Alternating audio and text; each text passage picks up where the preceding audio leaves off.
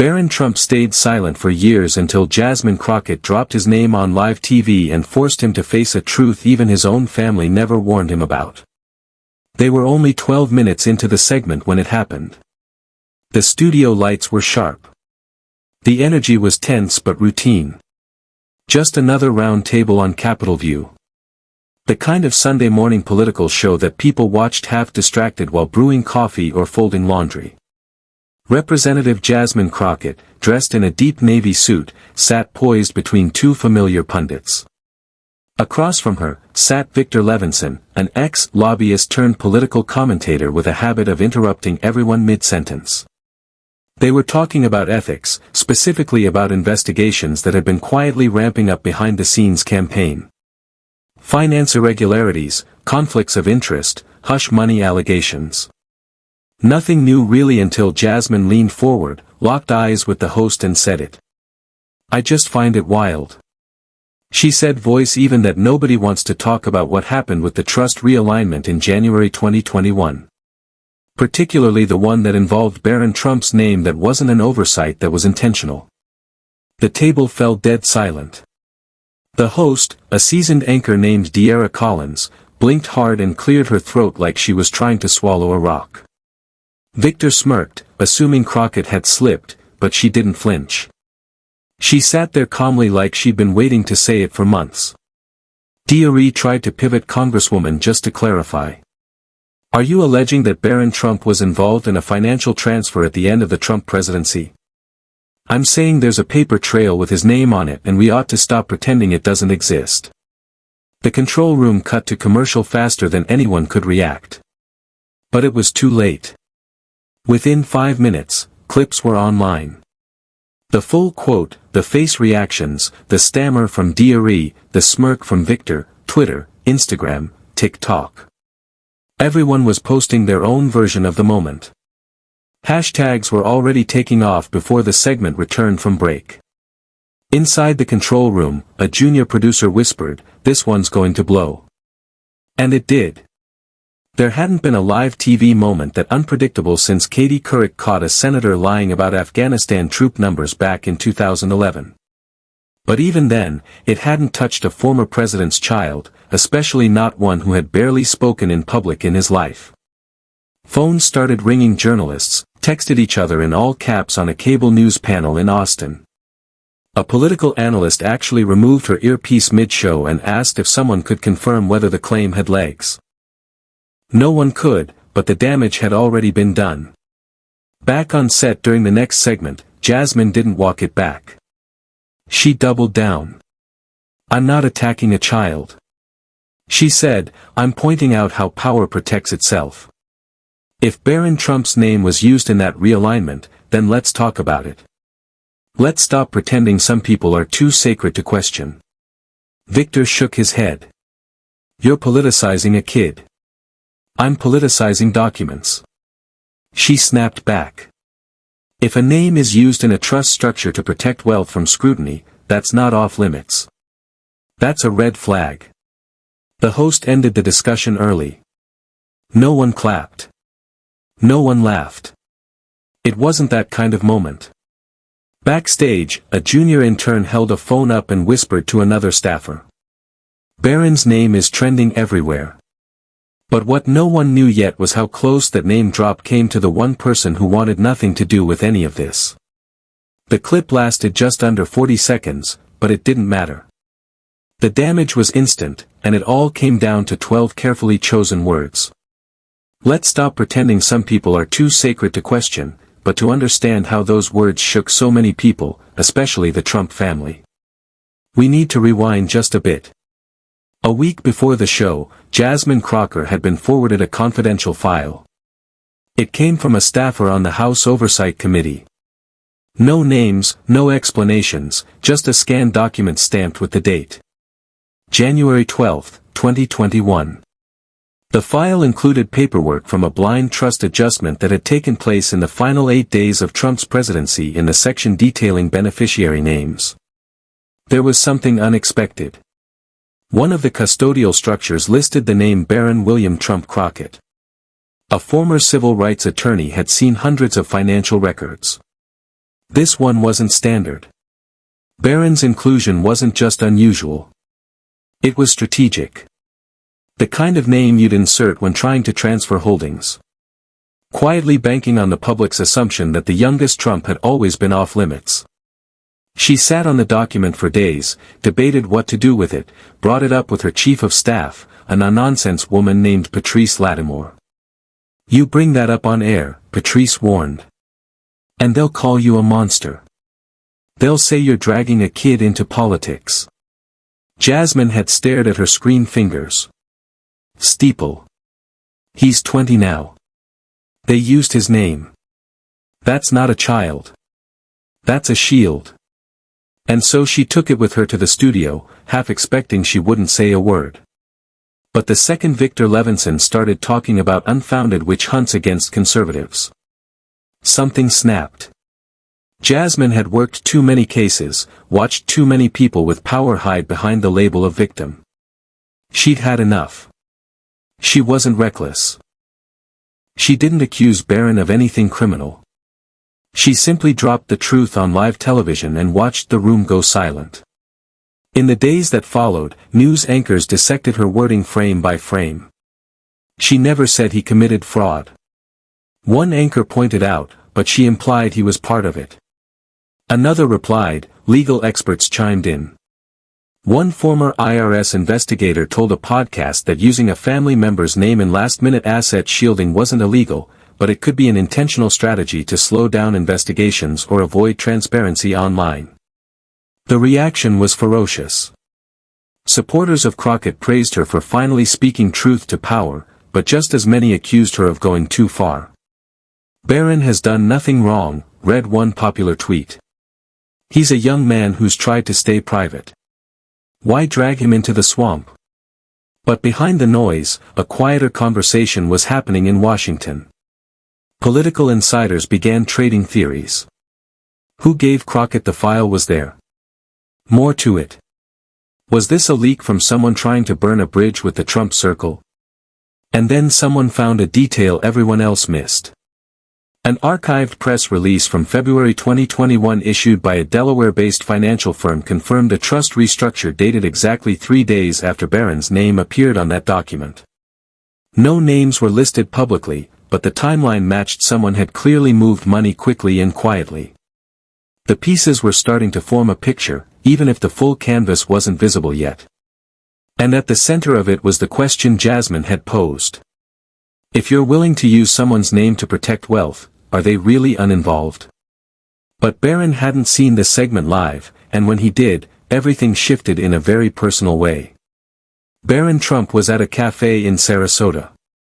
When his phone started vibrating non-stop, it was late afternoon, and the Florida sun was still cutting through the palm trees. Outside, he was sitting across from his childhood friend, Drew Mullally, sipping an iced coffee and flipping through a college course catalog. He wasn't enrolled yet, but he was thinking about it. Philosophy or computer science? Maybe both.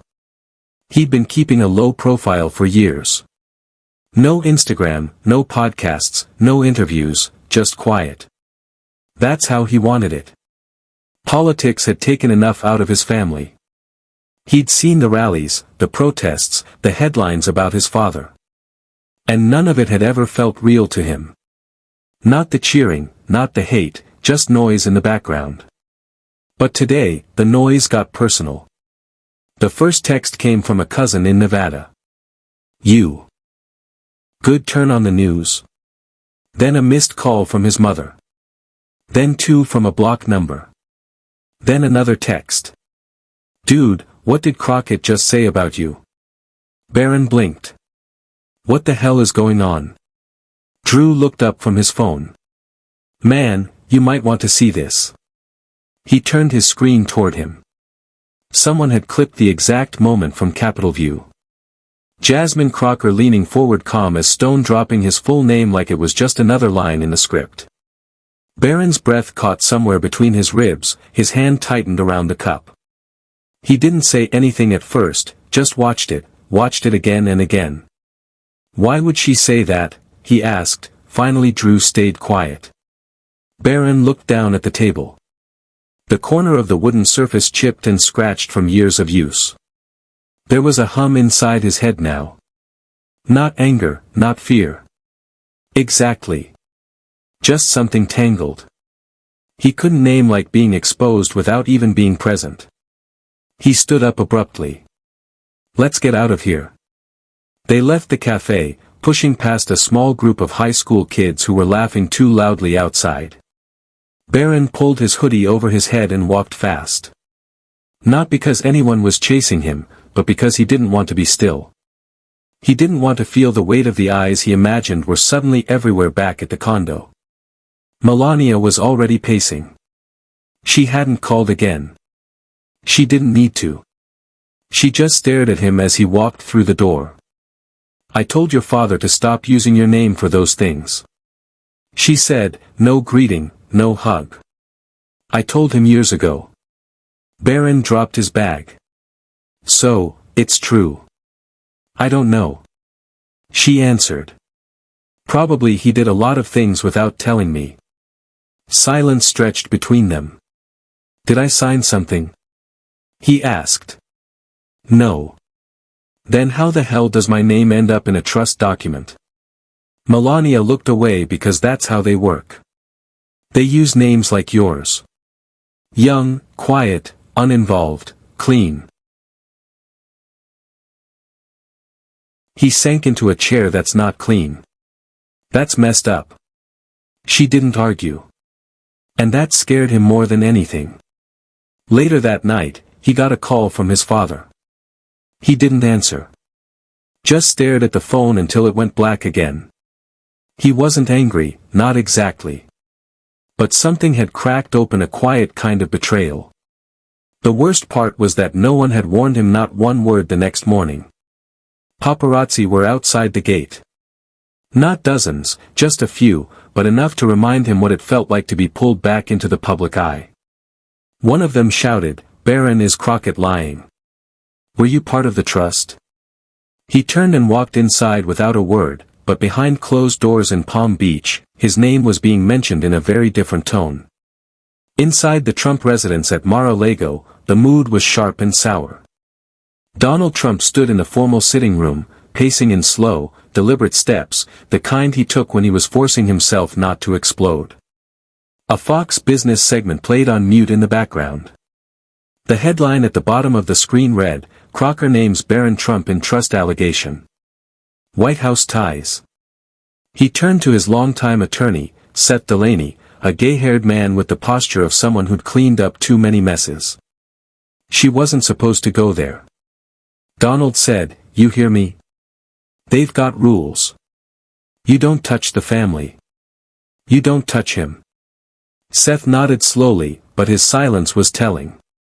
He knew better than to remind Donald that the media didn't follow old rules anymore.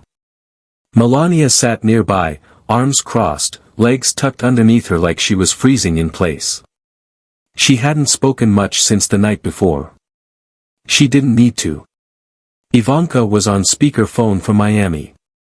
Her voice cut through the room sharp and cold. Dad, this is going to spiral. I just got off a call with Ronan. He says the networks are already requesting archived documents. Donald huffed. Let them dig. There's nothing illegal, but there's something, she replied. And that's enough for them. This isn't 2016 anymore. You can't just wait it out. Melania finally spoke. He didn't know Donald. Her husband stopped pacing. Who didn't? Barron. Donald blinked. What are you talking about? Of course, he didn't know. That's the point. He's not a child anymore. She said quieter.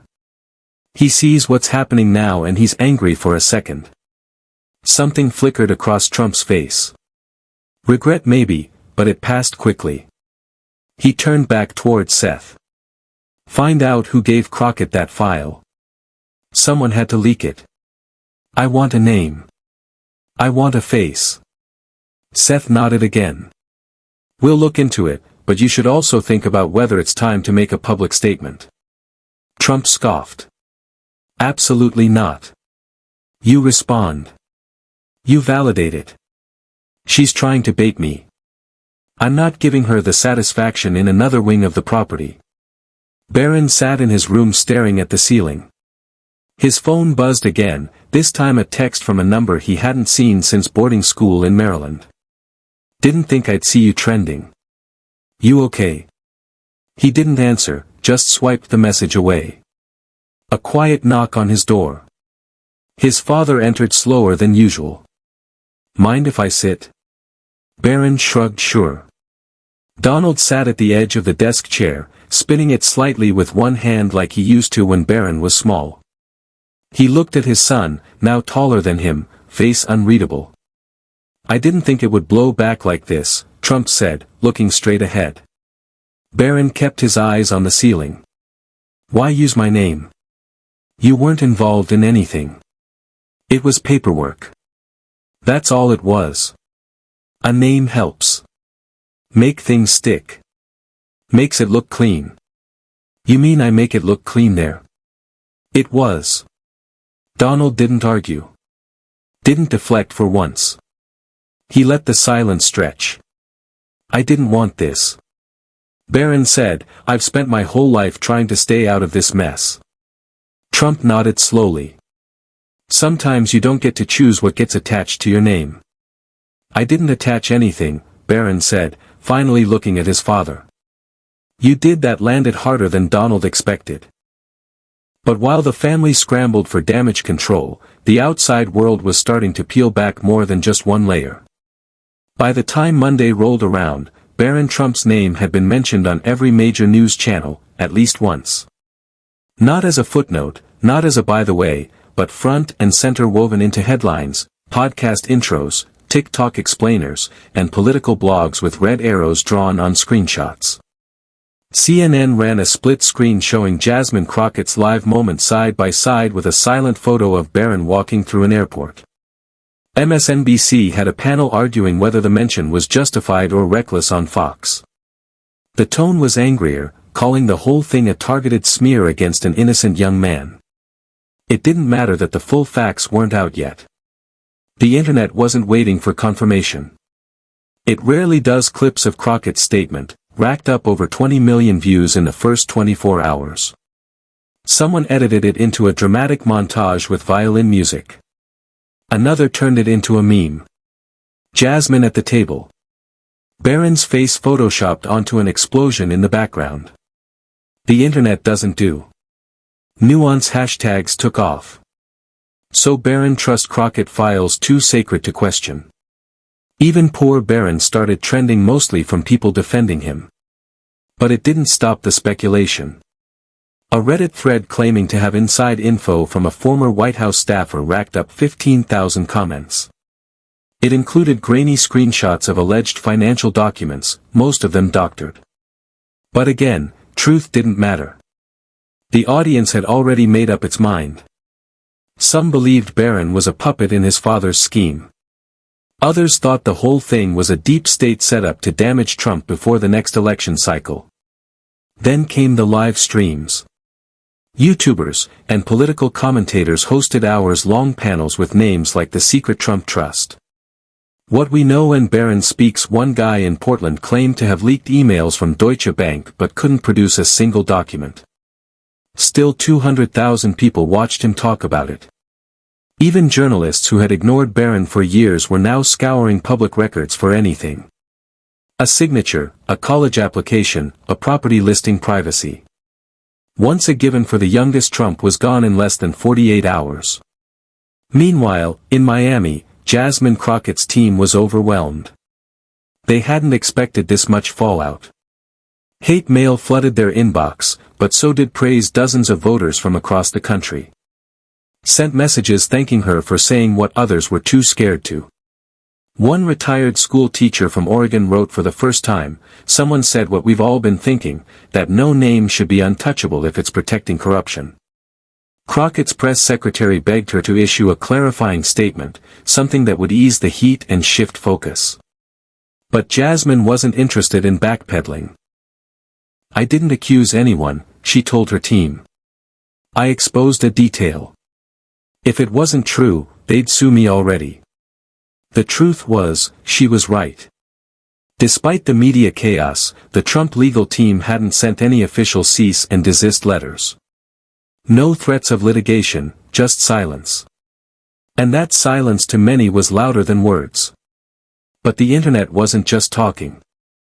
It was digging. A well-known political blogger based in Phoenix. Someone who had broken 2 campaign finance stories in the last year posted a thread that night hinting that he had found something in Delaware's public records. He didn't say what, not yet. Just a few cryptic posts, a timestamp, a trust registration number, and a screenshot of a file number that matched the one Crockett referenced in her notes. Suddenly, people weren't just reacting anymore. They were investigating, but the next move wasn't going to come from the media or from Crockett or even from Trump. It came from someone no one expected. Barron himself, miles away from the storm circling Capitol Hill. And Mar-a-Lago in a modest apartment above a liquor store in Phoenix. A man named Curtis Rose sat hunched over 2 monitors. His apartment was cluttered open. Legal pads, takeout containers, a rusted ceiling fan slicing the air above him. Curtis wasn't a journalist in the traditional sense. No degree, no desk at a news outlet. But he'd been right too many times to be ignored. 2 years earlier, Curtis had exposed a secret pact funneling foreign money into a midterm campaign. The story got buried under flashier headlines, but those who paid attention remembered, especially the ones watching the money. He hadn't planned on looking into the Trump family again. But when Crockett said Barron's name on live TV, something in him clicked. He remembered seeing that name in a digital record months ago. A brief trust registration logged under Delaware's public access portal. Back then, it didn't mean anything. Now it might mean everything. He pulled up the portal again, typing slowly, Trump Trust 2021. Nothing. He tried another angle. W. Trump, still nothing. Then he remembered something an accountant once told him over a beer: when people want to hide wealth, they don't use obvious names. They use initials, shell firms, and third-party custodians. So Curtis searched for every trust registered between January 6 and January 15 of 2021 in the state of Delaware. 57 results. He scrolled through them, slowly matching addresses, cross-checking LLC managers. Then he founded a trust registered under the name BW Legacy Holdings, filed January 12, 2021. Custodial designation: minor adult beneficiary, mailing address listed AP, box tied to an accounting firm in Palm Beach.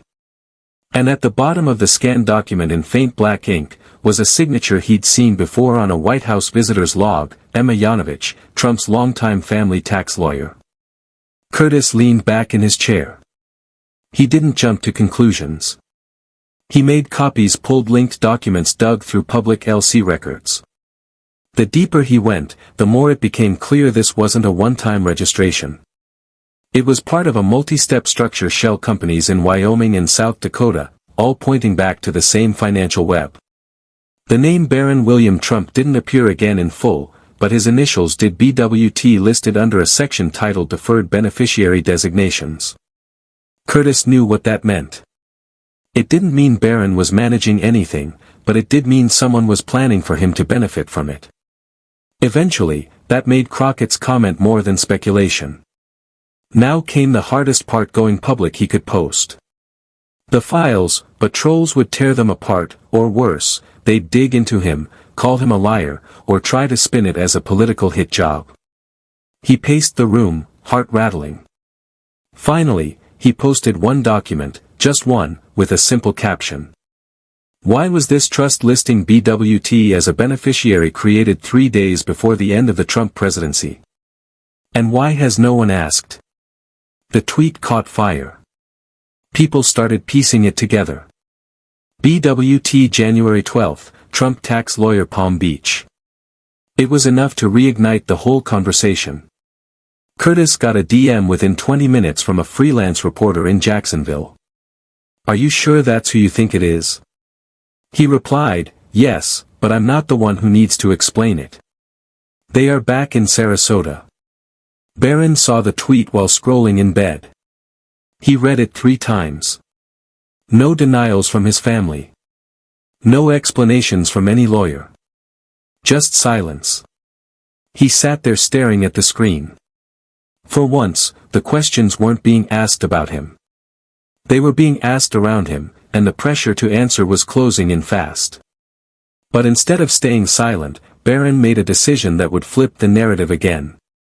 Barron hadn't posted anything publicly in years, not since a forgotten SoundCloud account from high school. And even then, it was just music, no voice, no face. He preferred the background that was the agreement, unspoken, but firm. Stay low, don't react, and the world would forget. I'm just trying to be normal. She didn't press. She didn't have to. The pauses said as much as the answers. Barron ended the conversation with a quiet, almost embarrassed reflection. I think people need to stop pretending. The silence from someone young means they're fine with what's going on. Sometimes we're just tired of being spoken for. Leah posted a snippet that evening audio. Only the internet exploded. Some people still called it a PR stunt. Others praised him for being more transparent than anyone else in his family had ever been.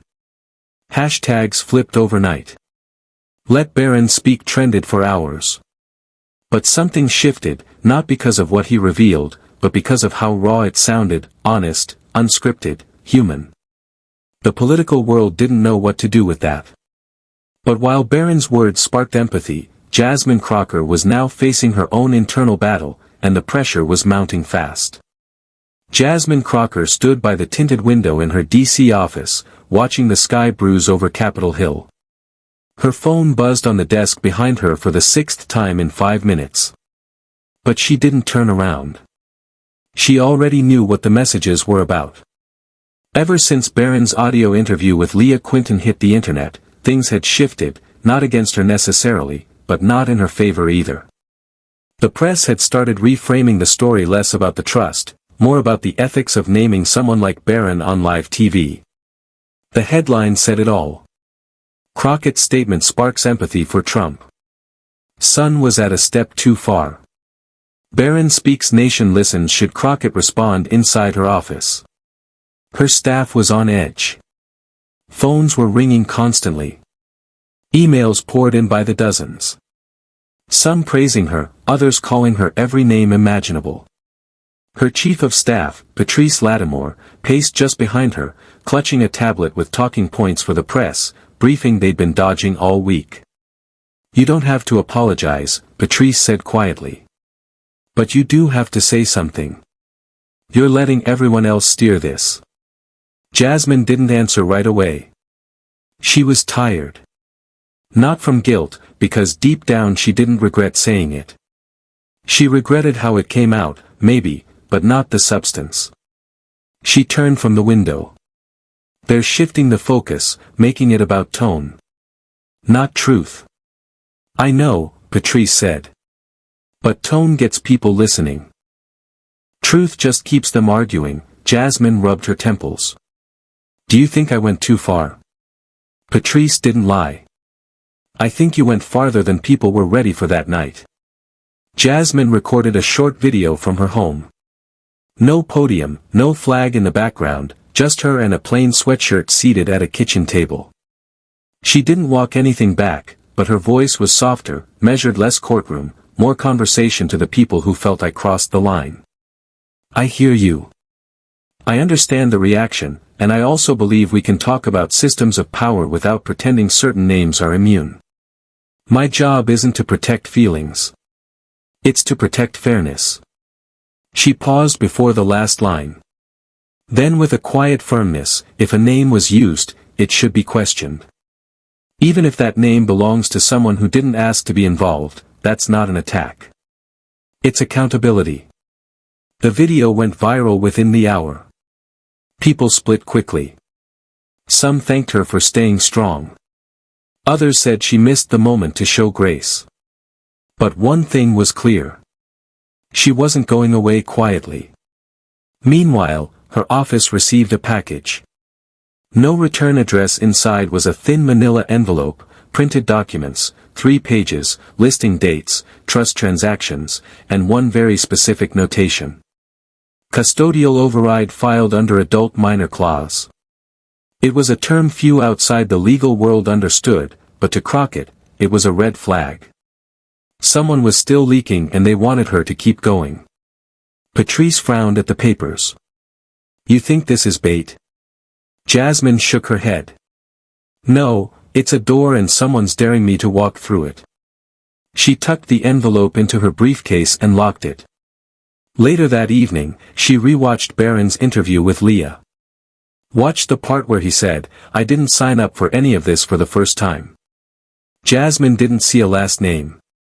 She saw a kid with a father who made decisions in boardrooms without explaining them. It complicated things, but the person it hit hardest wasn't Jasmine. It was someone still trying to make sense of everything at home. Barron sat at the edge of the pool behind the Sarasota condo.